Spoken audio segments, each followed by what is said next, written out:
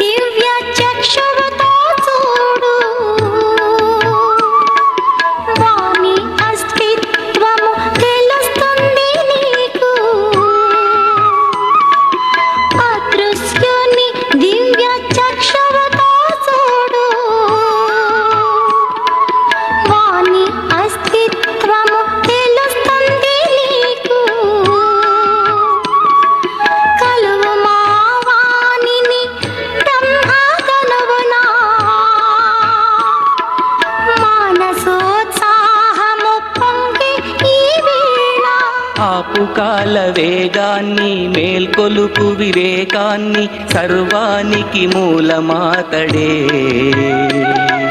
మురళీరవళి మ్రోగుతుంది మురళీరవళి మ్రోగుతుంది.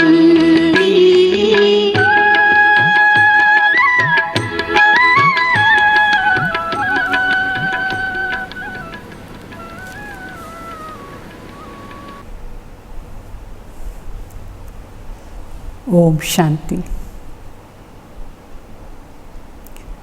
అందరికీ స్వాగతం స్వాగతం స్వాగతం. ఈరోజు మీకు మురళీ క్లాసుకు స్వాగతం. ఎన్ని రోజులు మీరు 7 రోజులు కోర్సు విన్నారు. దాంట్లో ముఖ్యంగా మనం ఎవరు, పరమాత్మ ఎవరు, ఈ విషయాన్ని గురించి బాగా తెలుసుకున్నారు. మరి పరమాత్మ ఎవరు చాలా ముఖ్యం. ఎందుకంటే మన జీవనాన్ని ఆధారమే పరమాత్మ. మన జీవనంలో ముఖ్య వ్యక్తియే పరమాత్మ. ముఖ్యంగా కావలసిన వాళ్ళు. ఎందుకంటే ఇప్పుడు మనుషులు స్వార్థార్థంగా ఉన్నారు. ఒకవేళ స్వార్థం లేదంటే కూడా ఏదో ఒక విషయంలో మనకు మనుషుల ద్వారా దుఃఖమే అనుభవం అవుతూ ఉంటుంది. అందువల్ల మనకు మన జీవనంలో సుఖాన్ని ఇచ్చేవాళ్ళు, శాంతి ఇచ్చేవాళ్ళు, మన జీవనంలో వచ్చే సమస్యలంతా సమాధానం చేసేదానికోసం ఆ భగవాన్ ఒకరే ఆధారం. సో ఇప్పుడు మనం ఏ ఆధారంతో జీవించాలి, ఎవరు ఆధారంతో జీవించాలి? మనకు కష్టం వచ్చినప్పుడు మాత్రమే హే భగవాన్ని చెప్పి మన ప్రాబ్లమ్స్ అంతా పరమాత్మకు చెప్తాం.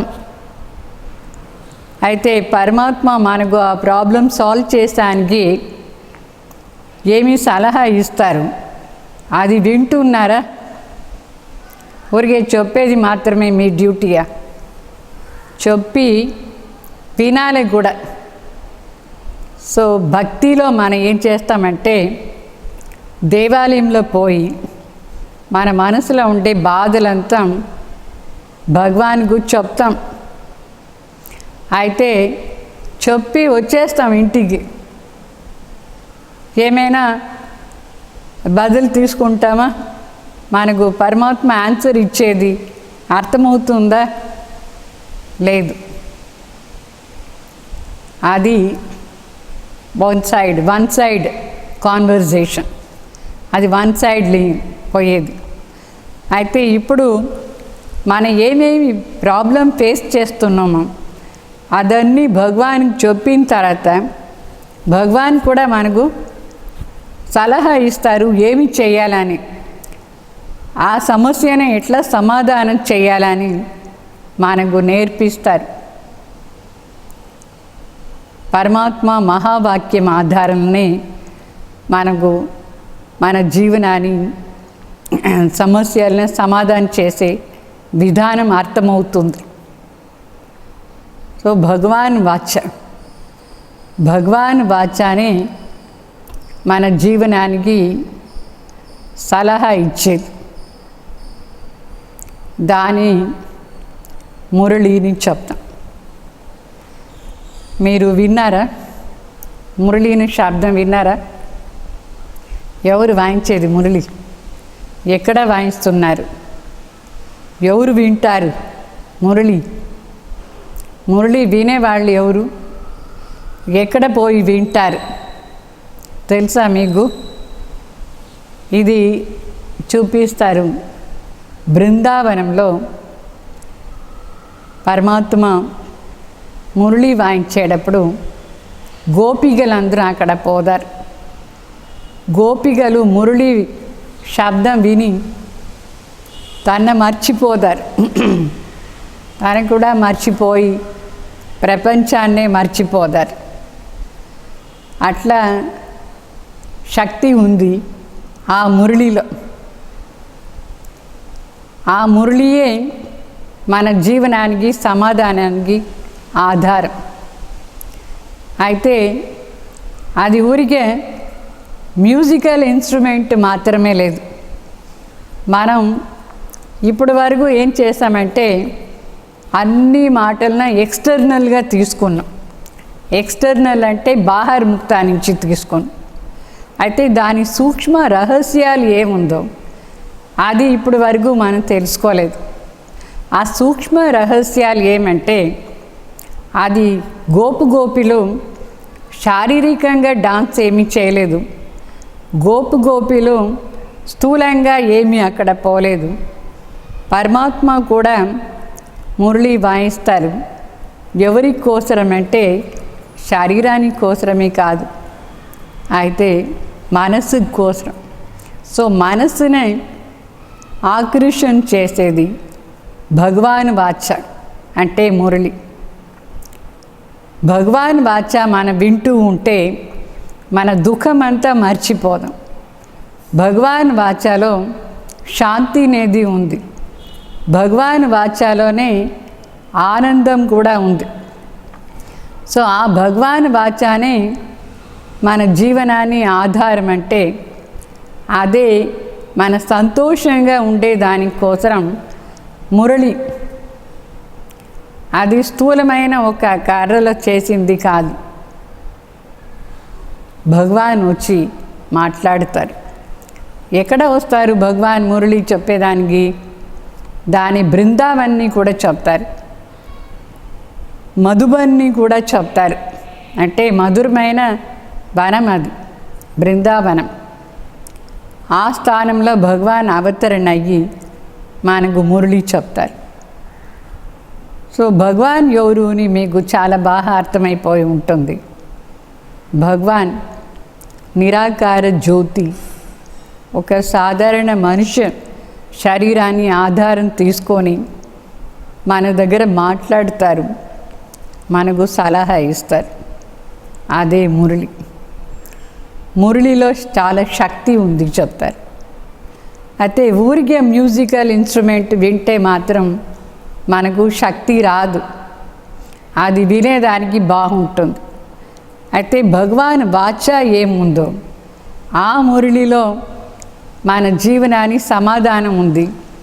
మన మనసుకు శక్తి వస్తూ ఉంటుంది. మనం ఎట్లా జీవించాలని భగవాన్ వాచానే నేర్పిస్తుంది.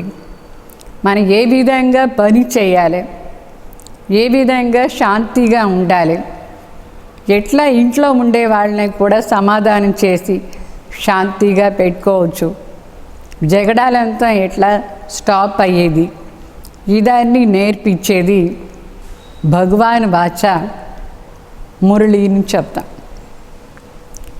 సో ఈ మురళిలో మనకు చాలా విషయాలు అర్థమవుతుంది. మన మనసులో ఎన్ని ప్రశ్నలు ఉంటుంది, దేనిదైనా ప్రశ్నలు, దానికి సమాధానం ఆ మురళిలో దొరుకుతుంది. సో ఇక్కడ రోజు ఒక అరగంట సేపు అయినా సరే మన భగవాన్ వాచ వింటే అప్పుడు మనకు అర్థమవుతుంది మన జీవనంలో వచ్చే అన్ని ప్రకారమైన సమస్యలకు దాంట్లో సమాధానం ఎట్లా ఉంది ఎట్లా అని. మనం ఇప్పుడు ఎన్ని విషయాలు వింటాం ఈ ప్రపంచాని మాటలు. అయితే ఈ ప్రపంచంలో ఉండే సమాచారం అంతా మన మనసుని ఏం చేస్తుంది? ఏం సమాచారం ఉంది ప్రపంచంలో? ఎప్పుడు దుఃఖాని సమాచారాలు, తము ప్రధాన సమాచారాలు. న్యూస్ పేపర్లో ఎన్ని విషయాలు వస్తుంది, టీవీలో న్యూస్ సమాచారం చెప్తారు. ఎక్కడ చూసినా అక్కడ చెడ్డ విషయాలు జరిగేదే మనం వింటూ ఉంటాం. ఫలానా చోట్ల ఏదో గ్యాంగ్ రేప్ అయింది, ఫలానా చోట్ల వరదలు వచ్చింది, ఫలానా ఎవరినో చంపేశారు, ఫలానా ప్లేస్లో యాక్సిడెంట్ అయిపోయింది. ఇట్లా దుఃఖాని సమాచారాలు, అశాంతిగా ఉండే సమాచారాలు, ఏదో చెడ్డ విషయాలది సమాచారాలు, ఎవరినో మోసం చేసిన సమాచారాలు, అత్యాచారం జరిగింది, అనాచారం జరిగింది, కరప్షన్, అడల్ట్రేషన్ది సమాచారాలు. ఇదే మనం వింటూ ఉంటాం న్యూస్లో. ఎవరు ఏం చేస్తారు. దాంట్లో ఏదైనా మన మనసుకు శాంతి వచ్చే సమాచారం ఉందా? సో మనసుకు శాంతి వచ్చే వాక్యాలు ఎవరి దగ్గర ఉంది? ఎవరైనా మనుషులకు మనశ్శాంతి ఇచ్చే మాటలు చెప్తారా?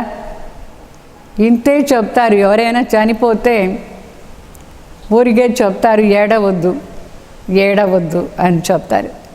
ఏడుస్తే వాళ్ళు ఏమైనా వస్తారా ఏమి? సరే ఏడవద్దు. అయితే ఎట్లా దాన్ని స్టాప్ చేసేది నేర్పించినారా? లేదు. కొందరికి ప్రాబ్లమ్స్లో ఎక్కువ చింత ఉంటుంది. అది వేరే వాళ్ళు చూసేసి వచ్చి సమాధానం చేసానికి చింత చెయ్యొద్దు చెప్తారు. ఎట్లా చింత చేయకుండా ఉండాలి అది ఎవరు చెప్పలేదు. మనకు శరీరంలో ఆరోగ్యం బాగాలేదు, ఏదో పెద్ద రోగం వచ్చింది, డాక్టర్ దగ్గర పోదాం. డాక్టర్ కూడా చెప్తాడు ఏమీ చింత చేయొద్దు, సరి అయిపోతుంది చెప్తాడు. అయితే ఆ రోగం సరే కాదు, దానికి బదులుగా ఇంకా 2-3 సైడ్ ఎఫెక్ట్స్ వచ్చేస్తుంది. ఆ డాక్టర్కు చింత చేయకుండా ఉండేదానికి ఏమైనా నాలెడ్జ్ ఉందా?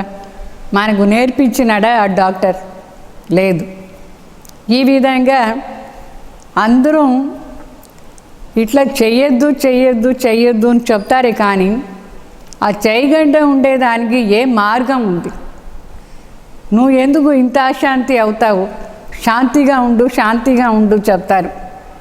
ఇద్దరు జగడాలు వేసుకుంటే మూడో మనిషి వచ్చి ఏం చెప్తాడు? శాంతిగా ఉండండి. ఎక్కడైనా ఉంటారా? ఆ శాంతిగా ఉండే విధానం ఏమి? ఆ విధానం మాత్రం మనుషులు ఎవ్వరూ నేర్పించలేదు. ఎవ్వరి దగ్గర కూడా ఏ ప్రాబ్లమ్స్గా అయినా సరే సమాధానమే లేదు, సలహా చెప్పేదానికే లేదు. ఎందుకంటే మనుషులు అందరూ అశాంతిగానే ఉన్నారు. ఇప్పుడు ఎంత పెద్దవాళ్ళైనా సరే ఏదో ఒక విషయంలో వాళ్ళ మనసుకు అశాంతి ఉంది. అయితే ఆ సరైన విధానం ఏమి? మన మనసునే శాంతిగా పెట్టుకునే విధానం, ఆనందంగా ఉండే విధానం, అది ఎవరు నేర్పిస్తారు? ఎవరి దగ్గర ఉంది ఆ సలహా? ఊరికే మంచి మాటలు ఎంతో చెప్తారే, కానీ ఎవరు మనకు శక్తి ఇవ్వలేదు. అది ఇచ్చేది ఒక్కరే, స్వయం భగవాన్ పరంపిత పరమాత్మ. ఎవరు శాంతి సాగర్ అయినారు, ఆనంద సాగర్, జ్ఞాన సాగర్ అయినారు, వాళ్ళు ఒక్కరే మనకు అది నేర్పించేది సాధ్యం. భగవాన్ ఒక్కరే సర్వశక్తిమాన్, మన మనసుకు శక్తి ఇచ్చేది సాధ్యం. అయితే పరమాత్మ మనకు శక్తి ఇచ్చే విధానం ఏమి? ఊరికే ఇట్లా అని చేస్తారా? ఏమైనా జరిగితే శాంతి ఇచ్చే విధానం ఏమి భగవాన్ది? ఊరికే ఇట్లా చేస్తారా? లేదు. భగవాన్ ఏం చేస్తారు? దానికి దారి చూపిస్తారు. ఎట్లా శాంతిగా ఉండాలి దారి చూపిస్తారు. ఎందుకోసం నీ మనసు అశాంతిగా ఉంది కారణం చెప్తారు. భగవాన్ ఒక్కరిగే సరి అయిన కారణం తెలుసు, దాని నివారణ చేసే విధానం కూడా పరమాత్మకే తెలుసు. ఆ విధానం మనకు నేర్పిస్తారు. ఎప్పుడు మన ఆ విధానాన్ని విని దాని ప్రకారం చేస్తామో అప్పుడే మన జీవనంలో శాంతి అనేది ఉంటుంది, ఆనందం అనేది ఉంటుంది, మనసుకు శక్తి వస్తుంది, అందరూ సమాధానం కూడా అయిపోతారు.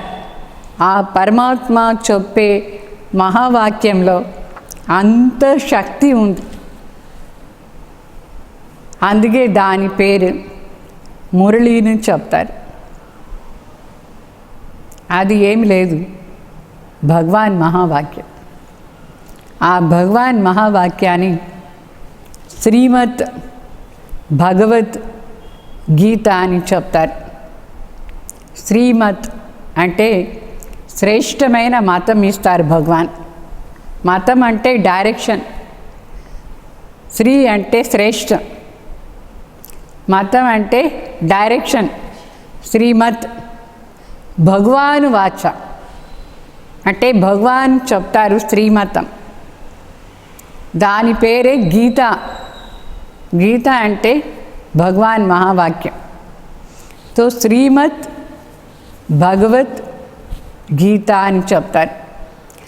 ఆ శ్రీమద్ భగవద్గీతలో అన్ని ప్రకారమైన సమాధానాలు ఉంది. ఏ ప్రశ్న మన మనసులో వచ్చినా దానికి ఆన్సర్ ఉంది. అయితే మనం ఎప్పుడు గీతలో డైరెక్ట్ చదువుతామో ఆ బుక్, అప్పుడు మనకు అర్థం కాదు. చాలా వరకు దాంట్లో సాంస్క్రిట్లా ఉంది, దాన్ని తీసి చెప్పేవాళ్ళు ఎవరు లేదు. సో ఎవరు ఆ గీతను చెప్పినారు వాళ్ళే డైరెక్ట్గా వచ్చి మనకు చెప్తే మనకు అర్థమవుతుంది. మరి మన జీవనంలో దాన్ని ప్రాక్టికల్గా చేస్తాం. భగవాన్ వాచానే మనం చేసేదానికి సాధ్యమవుతుంది. మనుషులు ఎవరైనా ఏమి చెప్పినా సరే మనం దాన్ని చెయ్యం, ఎందుకంటే దాంట్లో శక్తి లేదు.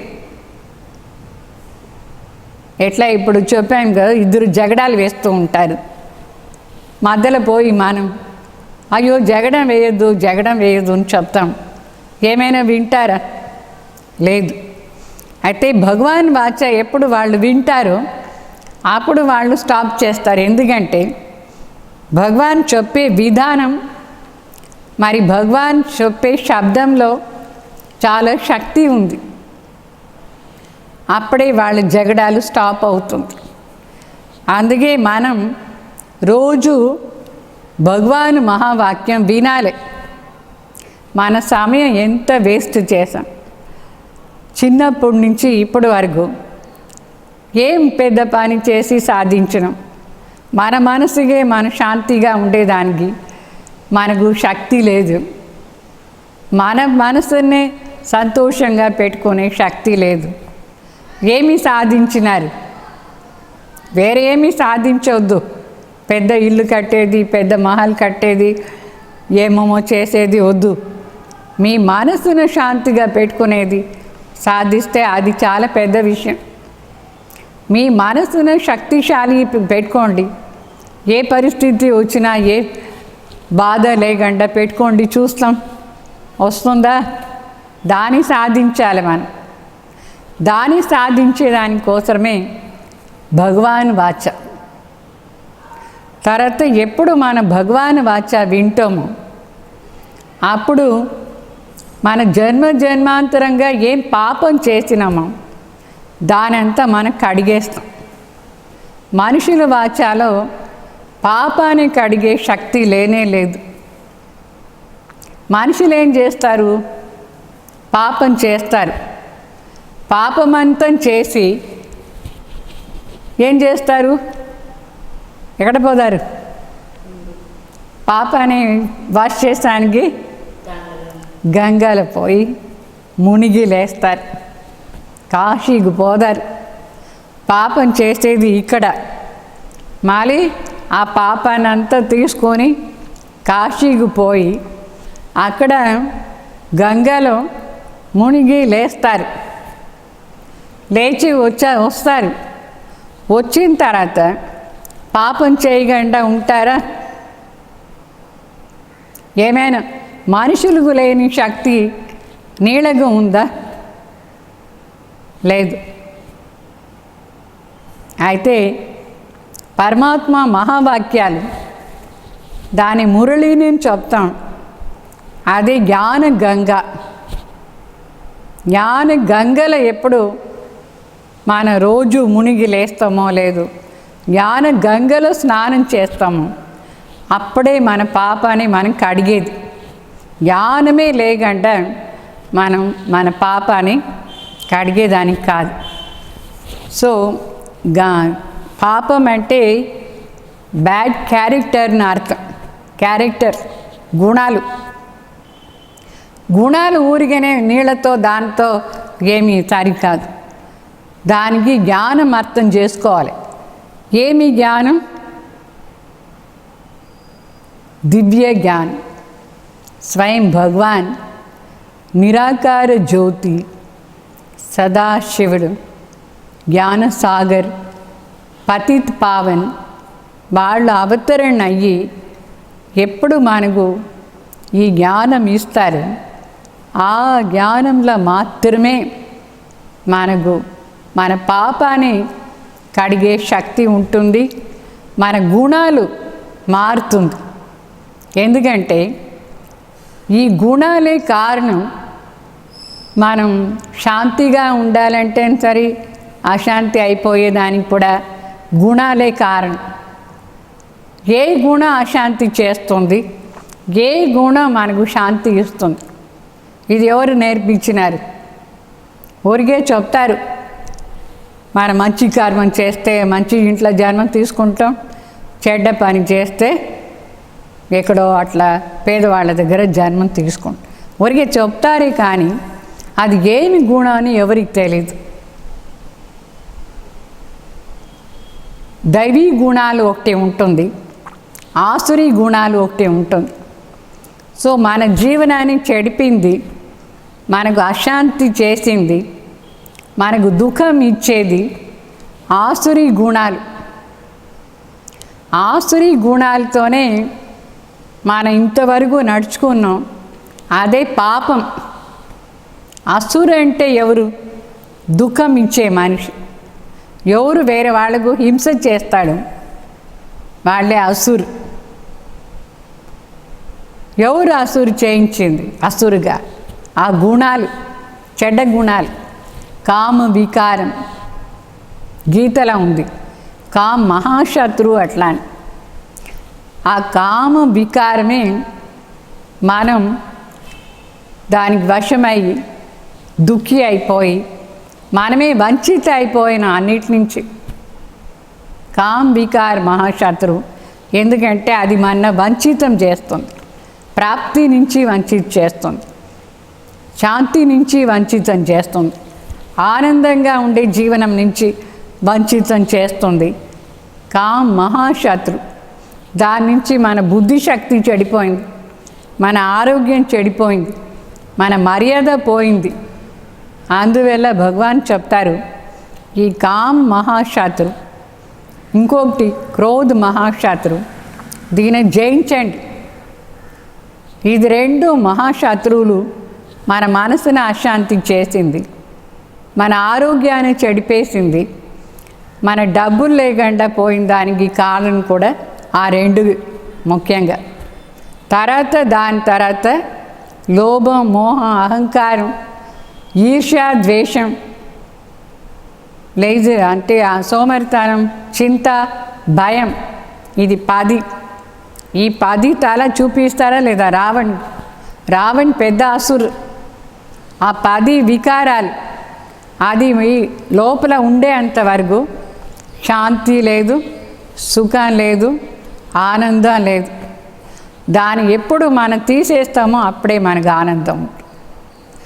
అయితే దాన్ని తీసే విధానం ఏమి? అది భగవాన్ వాచాల ఉంది, భగవాన్ నేర్పిస్తారు. అయితే ఒక్క రోజులో పోదు, ఒక్క రోజులో మనకు శాంతి ఏమీ రాదు. దానికి రోజు ఒక అరగంట అయినా మనం భగవాన్ వాచ వినాలి. దాని పేరే మురళి. రేపు మీకు ఒక మురళి వినిపిస్తాను, చూడండి. మీ మనసు ఎంత ఆనందంగా ఉంటుంది. ఎందుకంటే భగవాన్ వాచ చాలా శాంతి ఇచ్చే వాచ. వాచ అంటే శబ్దాలు, భగవాన్ చెప్పే మాటలు. దాంట్లో ఎంత ఆనందం ఉంది. మన మనసు చాలా తృప్తి అయిపోతుంది ఆ భగవాన్ వాచ వింటే. సో రోజు మేము ఆ భగవాన్ వాచ గంటసేపు వింటాం. విన్న తర్వాత అది మన జీవనంలో ఆటోమేటిక్ వస్తూ ఉంటుంది. ఎట్లా ఇప్పుడు షుగర్ పేషెంట్ ఉంటారు, షుగర్ బాడీలో ఉంటుందా లేదా? అయితే డాక్టర్ చెప్తాడు, నువ్వు స్వీట్ ఎక్కువ తినిన దానివల్ల నీకు షుగర్ వచ్చింది. అప్పుడు ఆ పేషెంట్ ఏం చేస్తాడు? అది విని షుగర్ తినేదానికి భయపడతాడు, తినడు లేదా? అట్లా భగవాన్ కూడా మనం ఎందుకు దుఃఖంగా అయినాం, ఎందుకోసం ఇట్లా మన జీవనం దుర్గతిలో వచ్చింది, ఎందుకు పేదవాళ్ళు అయిపోయినారు చెప్తారు. తర్వాత షౌకారు అయ్యేదానికి ఏం చేయాలి, శాంతిగా ఉండేదానికి ఏం చేయాలి నేర్పిస్తారు. అది ఆటోమేటికలీ మన మనసుకు చాలా బాగా ఆనందం ఇస్తూ ఉంటుంది. అందువల్ల వేరే ఎవరు ఏం చెప్పినా మనం జీవనం సరే కాదు, భగవాన్ వాచ ఒకటే. రేపటి నుంచి మీకు భగవాన్ వాచ చెప్తాం, అది వినండి, చాలా బాగా ఆనందంగా ఉంటుంది. అర్థమైందా? మురళి అంటే అది మీ మనసు ఆనందంలో డాన్స్ చేస్తుంది. విన్నారా? ఓం శాంతి.